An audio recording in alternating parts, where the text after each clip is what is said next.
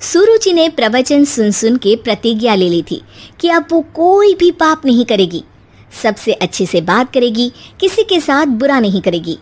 बहू, ये मच्छर तेरे गाल पे कब से बैठा है? अरे काट लिया तो गाल गुलाब की तरह लाल कर देगा। बैठे रहने दो माँ जी, उसे आराम करना होगा। उसने मेरे गाल को अपना घर समझ लिया है, तो मैं उसे बेघर क्यों करूं? अरे ज्ञान की बारिश बाद में करना, अपने गाल का मच्छर हटा ले। मलेरिया हो गया तो तुझे आराम करना पड़ेगा। माँ जी, डेंगू मलेरिया तो सांसारिक बीमारियां हैं, हमें इनसे ऊपर ही तो उठना है ना। अरे बेटा, इनसे आदमी ऊपर ही उठ जाता है। क्या हुआ? काट लिया। अरे मैंने तो कहा ही था, मार देना था उसको। नहीं नहीं माँ जी, उसे भोजन करना था, मैंने उसे पोषण दिया है, मुझसे पुण्य का काम हुआ है। अरे उड़ रहा है टुनटुना के, ताली बजा के मार दे वरना फिर काट खाएगा। नहीं नहीं माँ जी, जीव हत्या करना पाप है। मैंने एक बार व्हाट्सएप पे एक उपदेश पढ़ा था, मच्छर आपको काटे ये उसका जुनून है, उसके बाद आप खुजाओ ये आपका सुकून है, लेकिन कभी मच्छर को मारना मत, क्योंकि उसकी रगों में आपका ही खून है। अरे तू और तेरा व्हाट्सएप का ज्ञान, भगवान बचाए। सुरुचि की ये पुण्य करने की आदत से कई बार सुरुचि का नुकसान होता, लेकिन फिर भी वो पाप से दूर रहती। सुरुचि, मेरे सर में जुएं हो गई हैं, निकाल दोगी? कोई आपको अपने घर से निकाले, आपको अच्छा लगेगा क्या? अरे लेकिन परेशान करती हैं जुएं, दिन भर सर खुजाता रहता हूँ। देखो, इसी बहाने तुम्हारे सर की चंपी हो जाती है। तुम्हें तो जुओं को थैंक यू कहना चाहिए। तभी बाहर से ससुर जी की आवाज़ आती है, बहू बहू। अभी आई बाबूजी। बेटा सुनो, ये देखो चाय में ना मक्खी तैर रही है, दूसरी चाय ले आओ जाओ। ला दूंगी, पर मक्खी मत हटाइएगा। अरे क्यों बेटा? मक्खी चाय का सेवन कर रही है, अच्छा थोड़ी ना लगेगा आप बीच में अडंगा डाल देंगी तो। आपको अच्छा लगेगा क्या अगर कोई आपकी चाय छीन ले? अरे पर निकालूंगा नहीं तो मक्खी मर जाएगी बेटा। नहीं नहीं बाबूजी, आप उसे पीने दीजिए, पीकर उड़ जाएगी। लेकिन बाबूजी मक्खी के साथ ही चाय पी जाते हैं। ये क्या किया बाबूजी? अरे मक्खी सिर्फ चाय ही क्यों पिए?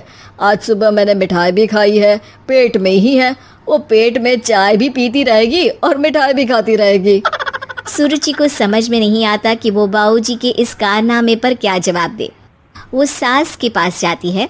सास के हाथ में एक खटमल मारने की दवाई है। माँ जी, आपके हाथ में ये क्या है?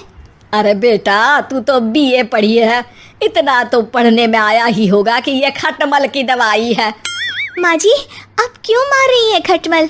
मत मारिए माँ जी, आप अपनी नींद के लिए खटमलों को हमेशा के लिए सुला देना चाहती हैं। अरे अब चुप भी हो जाओ देवी, पुरानी दवाई है, एक्सपायर हो गई है, फेंकने जा रही हूँ, नहीं मार रही हूँ खटमल। और वैसे भी खटमल से ज्यादा तो तूने हमारी नींद हराम कर रखी है। माँ जी, पुण्य करना चाहिए, आपको तो ज्यादा करना चाहिए, आपकी तो उम्र भी हो रही है। अरे उम्र से याद आया, बैंक में जाकर जन्म तारीख सही करवानी है, तैयार हो जा, कल स्कूटी चला के ले जाना मुझे। अगले दिन सास घर से निकलने से पहले दही शक्कर खा रही है और जल्दी जल्दी में हाथ नहीं धोती। बहू स्कूटी निकालती है और सास ताला लगाती है। ताला लगाते वक्त शक्कर के दाने ताले पे रह जाते हैं और दोनों सास बहू हड़बड़ी में घर से बाहर निकल जाती हैं। अच्छा हुआ कि तेरी स्कूटी में सेल्फ स्टार्ट है, वरना तू तो बोलती कि मैं किक नहीं मारूंगी, किक मार दी तो पाप लगेगा। माँ जी, इस तरह मजाक करना भी पाप होता है। दोनों सास बहू बैंक पहुँचती हैं। अभी लंच टाइम है, बाद में आना। अरे भाई साहब सुन तो लो, करवाना क्या है? अरे जन्म तारीख बदलवानी है, कैसे बदलेगी? अब किसी और तारीख को पैदा हो जाओ।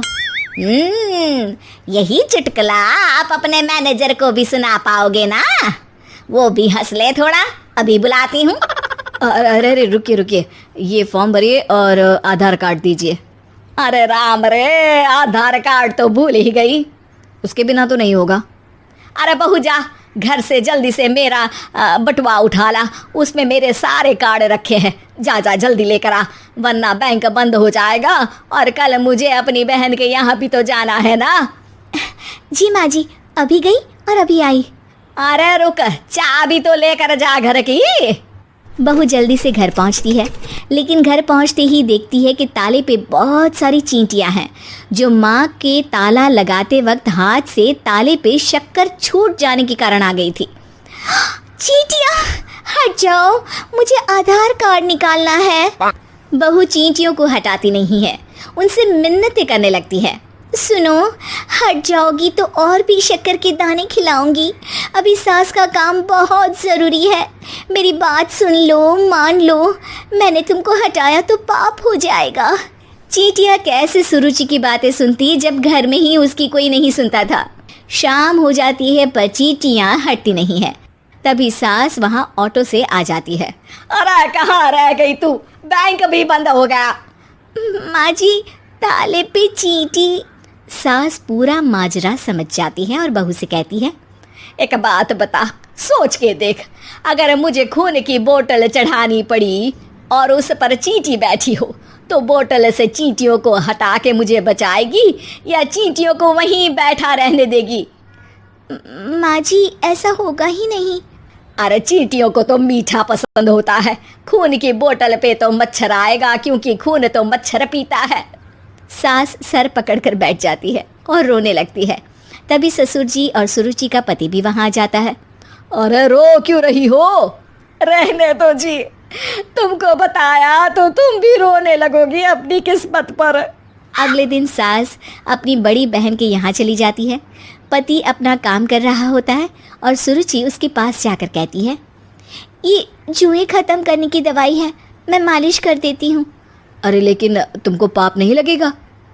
अपनों की खुशी के लिए अगर छोटे मोटे पाप करने पड़े तो वो पाप अच्छे हैं जी।